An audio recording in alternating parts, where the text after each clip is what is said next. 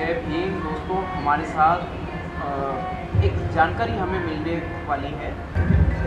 Lord लिथिंगो आयोग भारत क्यों आया था? आप लॉर्ड लिथिंगो आयोग के बारे में पूछ रहे हैं। सर, ब्रिटिश इंडिया के समय 1928 में बाबा साहब के प्रयासों के द्वारा लॉर्ड लिथिंगो एक आयोग बनाया गया। वो इसलिए आयोग बनाया गया कि हमारे लोगों की जो दयनीय स्थिति थी, जानवरों से भी गई बीती थी। जानवरों का तो भी सम्मान होता था, वो टचेबल थे, हमारे लोग अनटचेबल थे। 3 तरह के हमारे लोगों की स्थिति थी। अनटचेबल, जो छुए नहीं जा सकें; अनसीन, जो देखे नहीं जा सकें; अनअप्रोचेबल, जो कितना भी उन्हें दंड दो वो शिकायत नहीं कर सकते थे।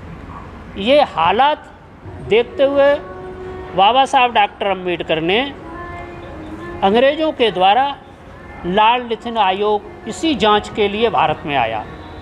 और लॉर्ड लिथिंगो आयोग ने पूरे देश में जांच की, सर्वे किया।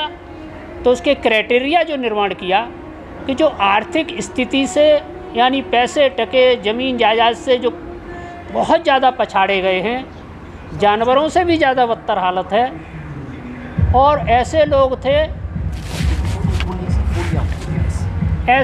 थे जिन्हें शिक्षा से वंचित कर दिया गया, शिक्षा भी नहीं उनके पास थी। और ऐसे लोग थे जिनका सामाजिक रूप से बहिष्कार था।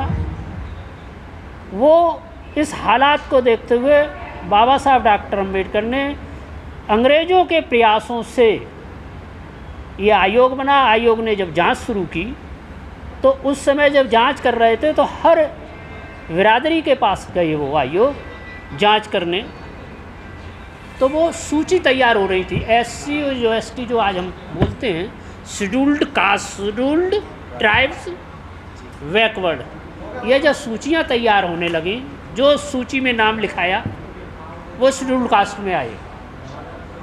जो ट्राइब्स लोग थे, जो उन घर नहीं बनाते थे, इस ब्राह्मणवादी व्यवस्था से, मनुवादी व्यवस्था से त्रसित थे, वो छोड़ के जंगलों में जाके बसने लगे। इधर उधर घुमक्कड़ टाइप के हो गए। उनकी आर्थिक स्थिति, सामाजिक स्थिति बहुत ज़्यादा ख़राब थी, जानवरों से भी ज़्यादा ख़राब थी। तो उन्हें ट्राइब्स में रखा गया, सूची बनाई गई। कुछ ऐसे भी लोग थे, जैसे नाई बिरादरी है। नाई तो टचेबल है। अगर नाई दाढ़ी बनाएगा, बाल बनाएगा, अगर वो छुएगा नहीं तो दाढ़ी बाल कैसे बनेंगे? मालिश भी करता था। तो उन लोगों को भी उस आयोग ने कोशिश की कि ये भी शेड्यूल्ड कास्ट की सूची में आ जाएं। लेकिन उनको कांग्रेस और गांधी के लोगों ने, जनसंघ के लोगों ने अलग से चलाया। एक ने ऊंचा उठाओ अभियान, एक ने दुनिया महान बना दो। तो वो क्या करते थे महान बनाने के लिए? वो जाते थे कि तुम बाबा साहब के कहने में मत आ जाना। ये बाबा साहब के कहने में आएगा तो ये चूड़ा चमार अछूत बना देगा, इसके कहने में मत आ जाना। तुम तो जो हो ठाकुर के वंशज हो। तो वो लोग उस सूची में नाम नहीं लिखाया, सूची में नहीं आ पाए। बहका दिया ना उनको, समय उनको जो बहका दिया और गांधी एंड कंपनी के कहने में आ गए, तो वो सूची से आउट हो गए। और हाँ, तो जब शुरू का सूची से आउट हो गए तो उनको, उन लोगों ने जो ठाकुर लिखने लगे, आज भी लिखते हैं। नकली ठाकुर हमेशा बाद में ठाकुर लिखता है, असली ठाकुर आगे ठाकुर लिखता है। इसी तरह से जो लोहार हैं, लोहारों के पास गए। लोहारों को भी बाबा साहब की बातों को नहीं माना और लोहार आ गए गांधी एंड कंपनी के बहकावे में। तो वो उनको कहा तुम तो भगवान विश्वकर्मा के वंशज हो, तो वे वर्मा लिखने लगे। सुनार को कहा, सुनार भी सूची में नहीं आ पाया, वो भी गांधी कंपनी के साथ में फंस गए और वो भी शर्मा लिखने लगे।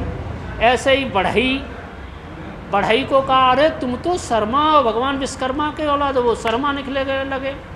इस तरह से 1 से 74 बिरादरी, 147 ऐसी बिरादरियाँ थी जो हकीकत में सूची में आनी चाहिए थी, वो उसी वजह से सूची में नहीं आई।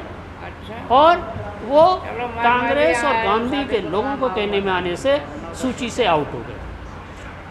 जब ये आउट हो गए तो पता लगा कि इसमें सूची में इंटरफेयर किया गया है, सरकारी काम में दखल दिया गया है। तो बाबा साहब के प्रयासों से फिर दूसरा आयोग आया।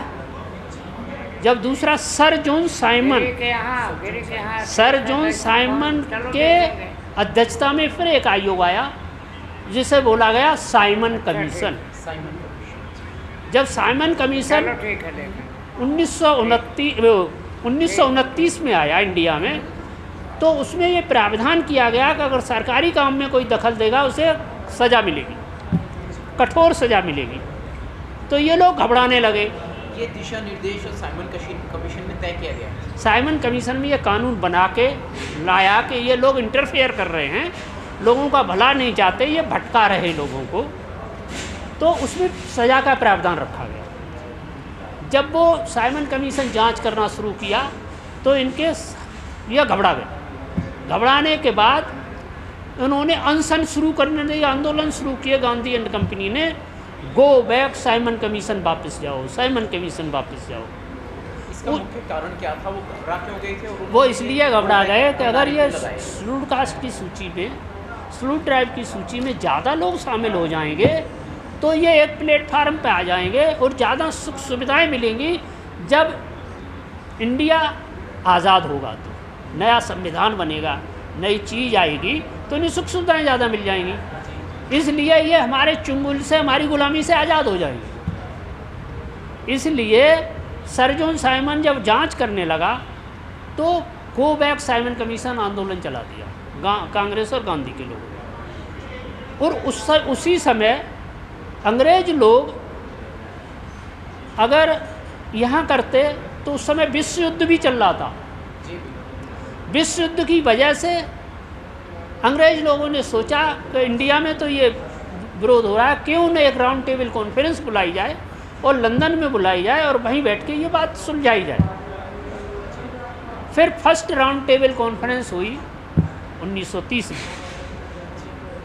जब राउंड टेबल कॉन्फ्रेंस में सब बोले तो उसमें बहुत सारे लोग शामिल हुए। बाबा साहब डॉक्टर अम्बेडकर भी शामिल हुए, उसमें एक मदन मोहन मालवीय भी शामिल हुए। मदन मोहन मालवीय ने ये प्रश्न रखा उसमें कि आज छुआछूत नहीं है, ये डॉक्टर अम्बेडकर गलत बोल रहे हैं, मैं उनका अगुआ हूँ। तो बाबा साहब डॉक्टर अम्बेडकर ने कहा छुआछूत नहीं है? कि नहीं है। तो पानी का गिलास रखा था, पानी के गिलास में मदन मोहन मालवीय को दे दिया कि इसको पी के दिखा दो। मदन मोहन मालवीय ने वो गिलास बाबा साहब का छुआ हुआ नहीं पिया और साबित कर दिया, क्योंकि बैरिस्टर थे, साबित कर दिया ये ही आदमी, इतना पढ़ा लिखा आदमी जो विश्व में टॉप लेवल का आदमी है, इसका छुआ हुआ पानी नहीं पी रहा ये आदमी। फिर दूसरी राउंड टेबल कॉन्फ्रेंस हुई, गांधी भी गया। गांधी बकरी लेके गया क्योंकि वो मीडिया में आना चाहता था। तो लोगों ने कहा गांधी जी आप ये बकरी लेके क्यों आए? तो बकरी लेके इसलिए आया हूँ कि मैं इसका दूध पीता हूँ और बकरी जो अगर मुझे कुछ देना चाहता तो बकरी को खिला दे काजू पिस्ता। तो गांधी ने वहाँ दूसरी राउंड टेबल कॉन्फ्रेंस में फिर ये प्रस्ताव रखा कि इन्हें अछूत लोगों का, ट्राइब्स लोगों का मैं मुखिया हूँ और हरिजन सेवक संघ चलाता हूँ। तो अभी भाई ने कहा था तो उसने संघ बनाया, उसमें एक भी नहीं शामिल था। फिर अंग्रेज लोगों ने कहा अगर डॉक्टर अम्बेडकर कह रहे मैं हूँ इनका मुखिया, मैं उनका मुखिया हूँ, तो वहाँ डिसाइड हुआ कि जो जिसके ज़्यादा वोट आएंगे, टेलीग्राम मंगवाए गए इंडिया से, तो सबसे ज़्यादा बाबा साहब डॉक्टर अम्बेडकर के टेलीग्राम गए और बाबा साहब डॉक्टर अम्बेडकर हमारे रहनुमा हैं, मुखिया हैं। गांधी के फेवर में 2 ही टेलीग्राम गए, वो पंजाब से गए और एक जगह से गया था। ये फिर साबित हो गया कि बाबा साहब doctor Ambedkar schedule caste schedule tribes के मुखिया हैं, ये नेता हैं, ये साबित हो गया था। कंक्लूजन निकाल के कि आप क्वेश्चन पूछो, मैं कंफ्यूज क्वेश्चन फॉर्म कॉन्फ्रेंस चालू करो। तीसरी राउंड टेबल कॉन्फ्रेंस फिर हुई जी, जो 32 में हुई, 31 में 32 में 32 30 तीसरी राउंड टेबल कॉन्फ्रेंस हुई। उसमें ये डिसाइड होना था कि अब इंडिया ब्रिटिश इंडिया नहीं रहेगा, अब इंडिया को वोट का राइट दिया जाएगा, जी, वोट देने का अधिकार डिसाइड होगा और कैसा इंडिया का आगे फ्यूचर होगा। तो वहाँ पर वोट राइट की बात हो रही थी, तो गांधी ने ये प्रस्ताव रखा कि इंडिया में वोट का अधिकार उससे मिलेगा कि जो जमींदार हो। गांधी जी के विचार ऐसे थे। हाँ, जो जमींदार हो। तो हमारे लोगों के पास ज़मीन ही नहीं, तो जमींदार कहाँ से? जी, तीसरा प्रस्ताव रखा जो ग्रेजुएट हो। हमारे लोग पढ़े लिखे ना, तो ग्रेजुएट कहाँ से? वोट ही नहीं थी सर। तीसरा प्रस्ताव रखा कि ऐसा आदमी होगा जिसका समाज में वर्चस्व होगा, अच्छा काबिलियत होगी और कर भी देता हो। Income tax. हाँ, जब हमारे पास कुछ है ही नहीं तो कर कहाँ से? तो बाबा साहब डॉक्टर अम्बेडकर ने इसका विरोध किया कि नहीं, जो बालिग है हर व्यक्ति को, चाहे वो पढ़ा लिखा हो न हो, चाहे वो किसी पद पर हो, चाहे बिल्कुल गरीब हो, वोट का अधिकार सभी को मिलेगा जो बालिग हो चुका। और एक वोट की एक ही कीमत होगी, एक ही वैल्यू होगी, चाहे वो किसी भी पैसे वाला हो न हो। ये सब डिसाइड हुआ। और कुछ पूछना?